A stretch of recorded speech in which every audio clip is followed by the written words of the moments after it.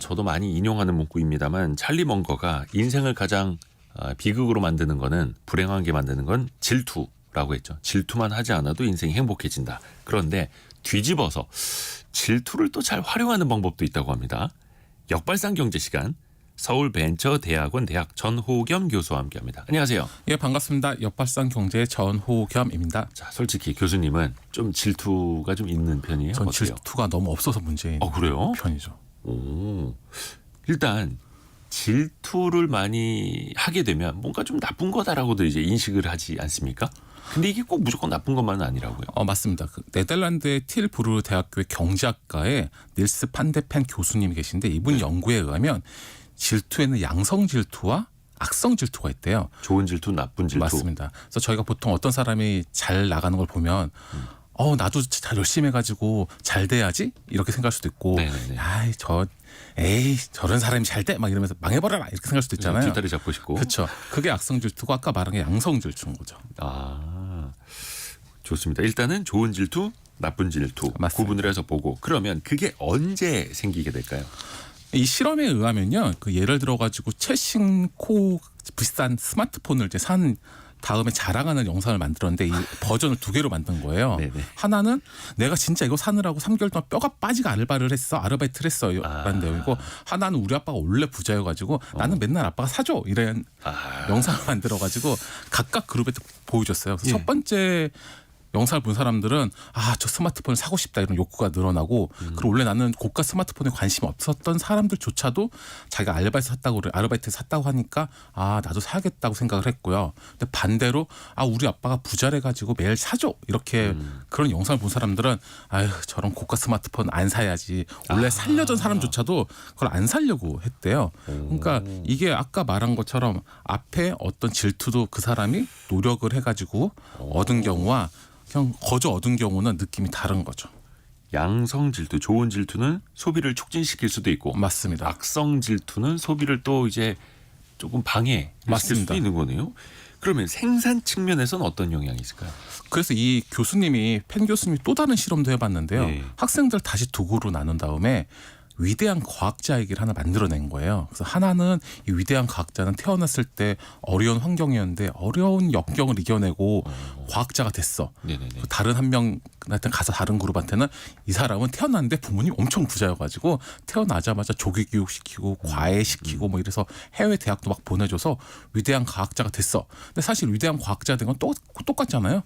그런데 사람들이 첫 번째 이야기를 들은 그룹들은 정말 훌륭하다 이렇게 생각을 했고, 네. 두 번째 들은 사람들은 뭐지 이렇게 생각을 했대요. 근데 이거를 너희가 이 이야기를 듣고 나도 저 사람처럼 되고 싶다, 양성 질투인지 아니면 저런 과학자는 망해버려야지 이렇게 생각하는 악성 질투인지 투표를 하라고 그랬거든요. 네네네. 근데 첫 번째 노력파 과학자들의 이야기를 들은 사람들은 대부분 나도 저렇게 되고 싶다는 양성 질투를 느꼈고요.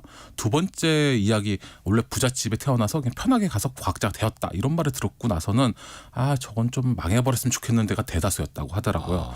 근데 사실 이거는 누구나 여기까지는 딱 듣는 순간에 그럴 것 같잖아요. 근데 반전이 있었어요. 저도 깜짝 놀랐는데. 예. 그래서 이 다음에 이 두 그룹을 불러서 학생들한테 물어본 거예요. 야, 너희 다음 학기에 몇 시간 동안 공부를 더 할 거야? 이렇게 물어봤더니 아까 말한 것처럼 이렇게 양성 질투를 느낀 친구들은 저는 앞으로 공부를 더 많이 할 거예요. 이렇게 말을 했고, 악성 질투를 느낀 친구들은 공부해서 뭐예요? 그러면서 공부 시간이 확 줄어들대요.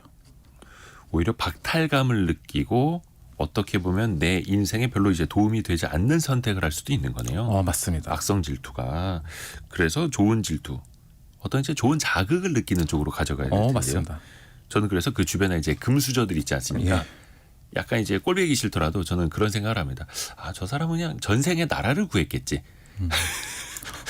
전생에 몸 바쳐 마음 바쳐서 좋은 일을 많이 했을 거야. 이렇게 저는 그냥 생각으로 넘어갑니다. 그래서 정신 건강에 도움이 됩니다. 맞습니다. 그래서 양성 질투를 하셔가지고 지금 이렇게 성공해 가면서 아닙니다. 이야기하시는 거 아닐까요? 그러면 적당한 질투는 이제 생산력을 높인다. 그렇죠? 이렇게 이해를 하면 되겠죠? 맞습니다. 그러니까 적당한 노력을 높이는데 도움이 되는 거죠. 왜냐하면 이제 내 노력으로 해서 올라갈 수 있다 생각하면 사람이 노력을 하게 되잖아요. 네. 근데 반대로 아까 말한 악성 질투 같은 경우는 대부분 절망감에 근거를 하거든요. 이제 그러다 보면 아무래도 생산성이 떨어지게 되겠죠. 그러니까요. 나쁜 질투 해봐야 나한테 좋을 게 없습니다. 맞습니다. 그리고 또 이게 먼 곳에 있는 사람보다는 가까운 사람에게서 좀 질투를 좀 느낀다 하더라고요. 이걸 좀 긍정적으로 내가 활용할 수 있는 방법 좀 알려주세요. 이거 관련돼서 굉장히 재밌는 사례가 있더라고요. 네. 이게 일본 방사선의학 종합연구소에서 다카시 히데이고 박사팀이 네. 평균 22세 젊은 친구들이죠. 남녀 19명을 대상으로 실험을 했어요. 근데 네. 이거는 뭐였냐면 너희들 학교 때 같이 다녔던 동창들이 엄청 성공하고 너는 안 그래. 이렇게 이야기를 하고 이 사람들의 뇌를 자기 공명 영상 장비를 통해서 확인한 거예요. 실제로 어떻게 느끼는지. 네. 그랬더니 이 친구들이 내 종창생들이 잘 되고 부자가 되고 사회적으로 잘 나간다고 생각했는데 비롯하고 난 잘 안 돼서 초라하다고 느꼈을 때 갑자기 머리에서 불안을 느끼고 시기나 질투가 오면서 그에 따라서 육체적인 고통마저 수반됐다고 하더라고요. 근데 이 이야기를 다 한 다음에 그런데 그 친구가 그렇게 사회적으로 잘 되고 부자가 됐지만 불의의 사고나 뭐 사업 실패하거나 배우자가 뭐 외도를 했다거나 이런 약간 불행에 빠진 자극적인 상상을 하도록 하자 갑자기 뇌에서 쾌감을 느꼈다는 거예요. 그래가지고 이게 참 과학적으로 했다는 거죠. 찍어봤더니 뇌과학을. 그래서 이게 사실 우리가 일본에 사는 나카무라나 미국에 사는 마이클이나 독일의 스미스를 질투하진 않잖아요. 누군지 모르니까. 그렇죠. 사실 우리 누군지 모르는 사람은 하고 싶어도 할 수가 없거든요. 양성 질투가 아니라 악성 질투라는 경우라면 제 생각에 질투하는 사람에 대한 관심을 좀 줄이거나 꺼버리는 게 더 좋지 않을까 이렇게 생각합니다. 그러네요. 이제 군대에서도 자기보다 이제 먼저 진급한, 그러니까 소위가 중위로 먼저 진급한 사람, 중위가 대위로 먼저 진급한 사람은 질투를 해도 삼성 장군, 사성 장군을 질투하진 않잖아요. 그렇죠. 그냥 그 사람이 나에게 멀리 있다라고 생각을 하는 것도 좀 도움이 될 것 같아요. 맞습니다. 그 나쁜 질투를 어떻게 보면 이제 성격적으로 아니면 습관적으로 많이 이제 나쁜 질투를 하는 사람들 있잖아요. 그 사람들의 특징도 있을까요? 공통적인 특징. 맞습니다. 이거 관련돼 가지고 이런 현상, 남의 불행을 속으로 이렇게 고소해하는 거를 심리학 용어가 있더라고요. 샤덴프로이데라고, 그러니까 독일어로 손해를 뜻하는 샤덴, 기쁨을 뜻하는 프로이데의 합성어인데요. 샤덴프로이데. 맞습니다. 그 네덜란드의 라이덴 대학 연구진이 샤덴프로이데에 대해서 연구를 했는데요. 네. 이건 어떻게 했냐면 여자 대학생 40명, 남자 대학생 30명 이렇게 해서 자기가 스스로를 자신감을 평가하게 한 다음에 이 친구들한테 누구나 부러워할 만한 자리에 취직할 것 같은 아주 공부도 잘하고 뭣도 다 잘하는 친구들의 대학생의 면접 기록을 2건을 읽도록 했어요. 예. 그러다 읽다가 미안 교수님 와가지고 얘네 봤더니 얘네가 연구한 자료나 이런 게 부적절하고 안 좋더라. 그래서 다른 사람 것만 이러고 한 다음에 이 실험자들한테 너희가 아까 그 잘 나갔던 친구들의 글을 읽으면서 면접 기록을 읽으면서 샤덴프로이데를 얼마나 느꼈는지 물어봤거든요. 점수를 매겼더니 실험 결과 자신감이 낮은 학생일수록 잘 나가는 학생을 더 위협적으로 느끼고 샤덴프로이데를 훨씬 많이 느낀다고 하더라고요. 약간 자존감이 낮을수록. 그렇죠.